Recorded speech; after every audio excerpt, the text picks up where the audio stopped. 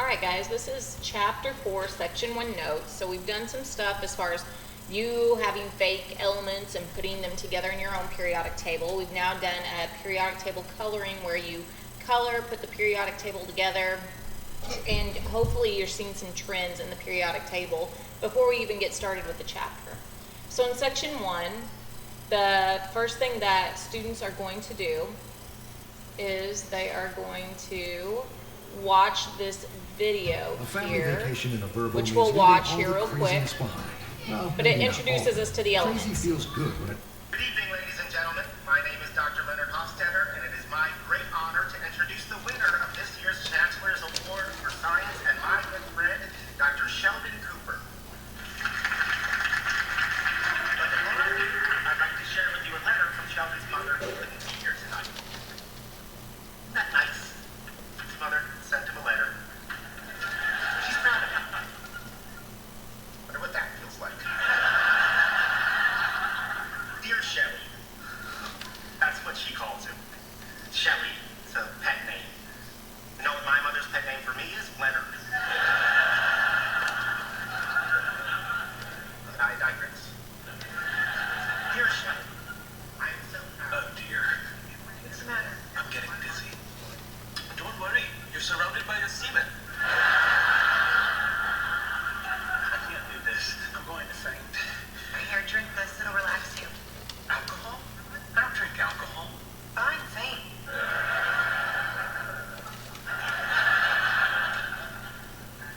I don't feel different. This alcohol's defective. Here, see if this one works. First of all, the projects were totally different. I was showing that classical music nurtures lima beans and makes them grow, but my mother didn't hear me.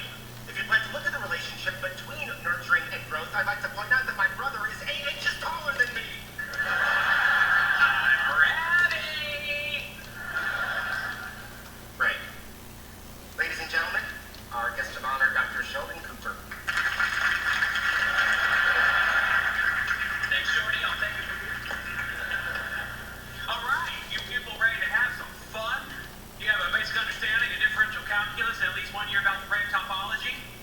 Bang, here come the jokes. Why did the chicken cross the Mobius strip? To get to the same side. Bazinga! Neutron walks into a bar and asks how much for a drink. Bartender says, for you, no charge.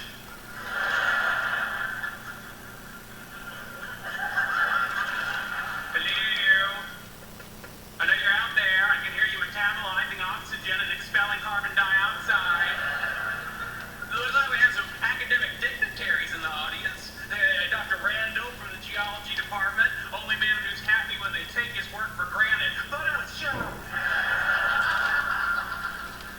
I'm kidding the geologists, of course, but it's only because I have no respect for the field. Let's get serious for a moment. Why are we all here? Because we're scientists. And what do scientists study? The universe. And what's the universe made of? I'm so glad you asked. There's antimony, arsenic, aluminum, selenium, and hydrogen, and oxygen, and nitrogen, and radium, and nickel, neodymium, neptunium, germanium. Everybody! And iron, americium, ruthenium, uranium, europium, zirconium, lutetium, vanadium. Just the Asians. And osmium, and astatine, and radium. Alright, so that was just a quick one on Big Bang to show this song, the element song. So then we have a true element song of somebody singing every element in the periodic Did table. you know detergent leaves behind So bacteria? we'll look at this one, it's not very long. Fabric sanitizer kills bacteria between washes.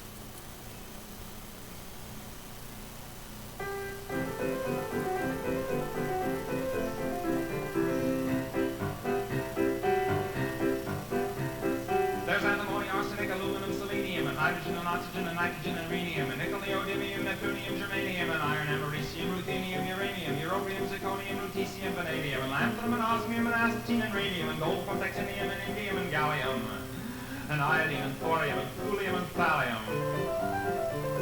There's yttrium, ytterbium, actinium, rubidium, and boron, gadolinium, niobium, iridium, and strontium, and silicon, and silver, and samarium, and bismuth, chromium, lithium, beryllium, and barium.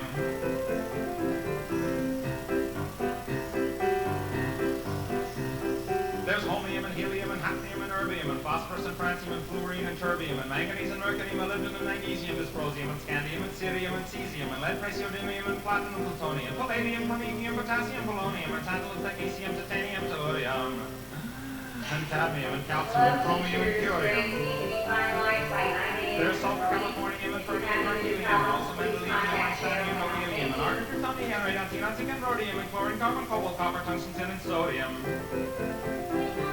These are the only ones of which the news has come to Harvard. And there may be many others, but they haven't been discovered. Alright, so that was the element song. So, always just a fun way to get chapter 4 started.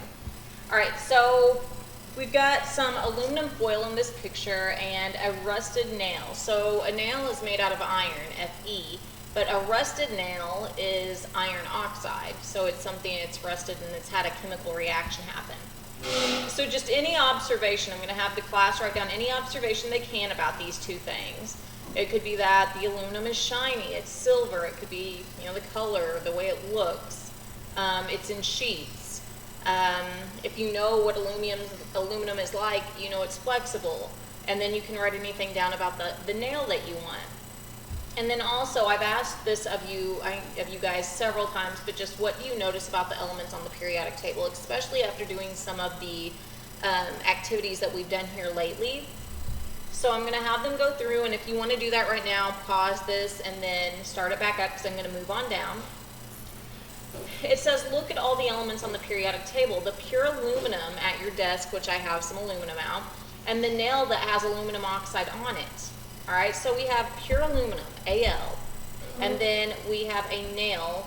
You can get an iron nail. I think I had some aluminum out here, and it had oxygen on it, or it had rusted because of the oxygen. How would you define an element? And it's not just iron, a lot of metal will rust, especially if you get it wet and leave it out in the air. If you were to get it wet and put it into like a vacuum seal where there is no air, it would not rust.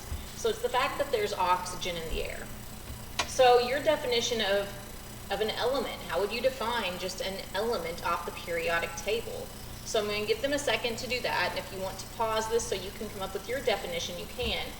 But the teacher definition, what I will tell you guys what an element is this. And I'm going to do a text box here, and once again, remember, you guys are just filling in your notes along with me, and you'll show me that you did your notes to get points for this.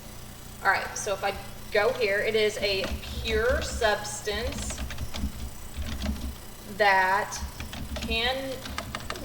cannot be broken down into a simpler substance, right? So I cannot break it down. Like iron oxide, I can break that down into iron and oxygen. But if I have just aluminum foil, Al, aluminum, that's as simple as you can get. So aluminum is an element. Iron oxide, that nail, or aluminum oxide, if I had aluminum that had rusted, that is not a pure element. There's two substances there. All right, so then if I keep going, I'm going to show the kids the element names like uranium, titanium, chlorine, just to get an idea of like where did these names come from. So I'm going to give them a second to write down in this first column right here where they think that these names came from, like why do we have titanium or chlorine or whatever, like where did they come up with these names. So if you want to try to write these down yourself and come up with some options, go ahead and pause it because I'm going to go ahead and go over here to where did they really come from. All right, so that's what I'm going to do right now. So where did uranium come from? Uranium came from the planet Uranus. So that's where they came up with the name for that. Now titanium came from mythology, from the Titans. So that's where they came up with titanium, the name. And it could be a scientist that, I don't know, was really into mythology and they decided they were going to name it that. Chlorine, they named that based off of its color. Chloros, means green-yellow, and that is the color of that gas. Iodine was also named after the color, and the word that is, it's a violet color, and the word that they got that from was iodite. A lot of this is like Latin and Greek terms. Magnesium came from the mineral magnesia. Californium came from a location, specifically this state, California. And then curium was named after a person, Marie Curie, who is a prominent female in the science world, especially with chemistry and all that she did with uranium. The fact that she died studying uranium. So anyways, these are just different things. It's to show you guys like, hey, we can use planets, we can use mythology. It may be based off of a color, maybe it's a mineral, maybe it was found in a certain state, or maybe it's just named after a person. So that's where we get some of these names from. All right, so now this next one's gonna be really important. What is the difference between CO and CO? This is super important because when you guys write your elements, it's really important that you capitalize things and that you lowercase others. So for instance, on this one, capital C, capital O is carbon and oxygen. Okay, if you give me two capitals, that means that I have two elements. Whereas capital C, little o is cobalt. All elements start with a capital letter. So there's one element, there's one capital, and the fact that this one is capitalized is another new element. Whereas this, it's just got one capital, so there's the start of my element and there's the end of it. You will never have an element that has three letters to it. Now this is super important because carbon monoxide is completely different than cobalt.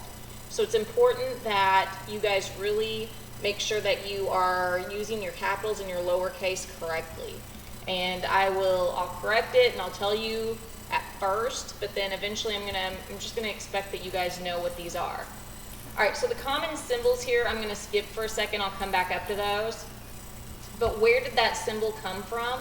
Because I got this a lot today in class. Why is copper C, or where did they come up with these letters? And I think potassium was a big one because I told them it was K and they're like, why? Why is it K? Well, this will explain some of that.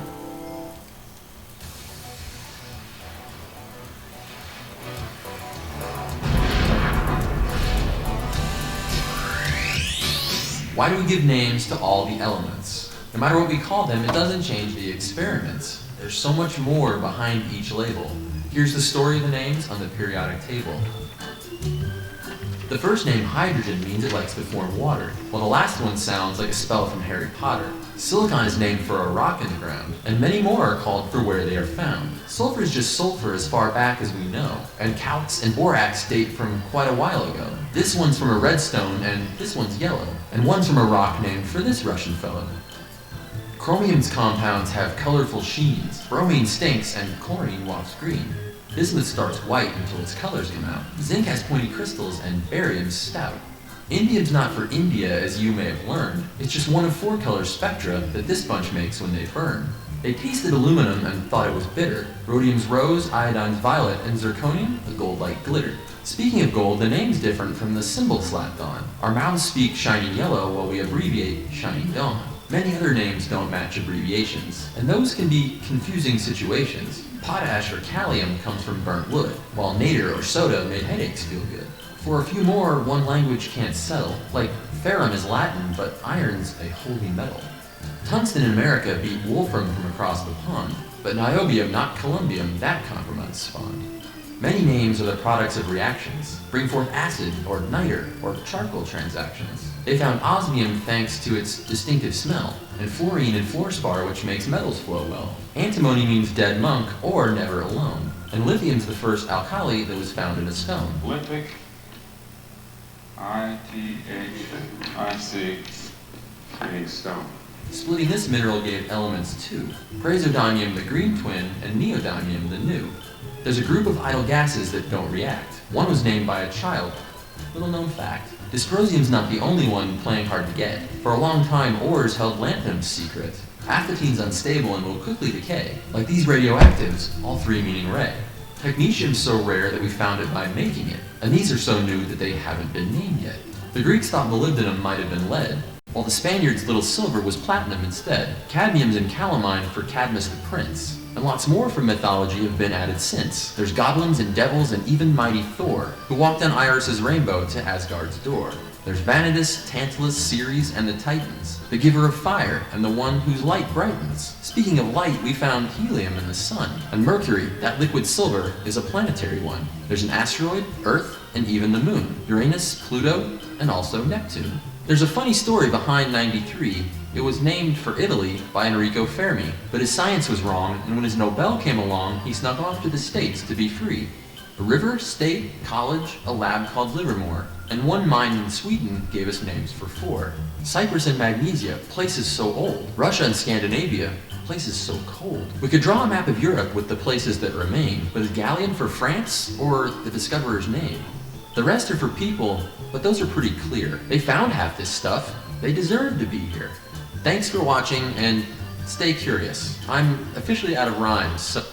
Alright, so anyways, that's just a reason why some of them are named the way they are, but it also explains why we get these weird symbols. Like copper, the Latin name is cuprum. That is why copper's symbols are Cu instead of like Co or just C. That's where we get the U from. Gold, the Latin name is aurum, or Au, that's why gold symbol is Au. Iron, the Latin name is ferrum, so that's where they get the Fe.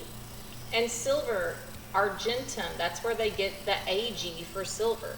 Now we already have an Ar for argon, so that is why it's Ag. So anyways, that's some reasons why some of these symbols are so weird and so different from the name. So what you guys are going to be doing, because you will have a quiz on Wednesday, that'll be the first of two. You'll have the first quiz on Wednesday, and I will invite you to join a Kahoot quiz, so it'll be multiple choice. So anyways, you'll take this Kahoot quiz, we'll see how you do, and if there's any that you miss, then we'll study these again. And Thursday, I'll invite you to another Kahoot quiz, where you'll take your second quiz. Now, I'll take the best score of the two, all right? But what you guys need to do for me today is you need to go through here and fill this out, so with their symbols. So aluminum, Al. You need to make sure that you go through and you really get all of these down, because if you get one wrong, say cadmium, you accidentally write Ca, then you're gonna get it wrong on the quiz, whereas cadmium is really Cd. All right, so these are the most common symbols that we will use. They're the ones that you will need to know the symbols for. All right, so that's what I want you to do. Fill in this chart, study them. Your first quiz will be tomorrow. Let me know if you need anything. See ya.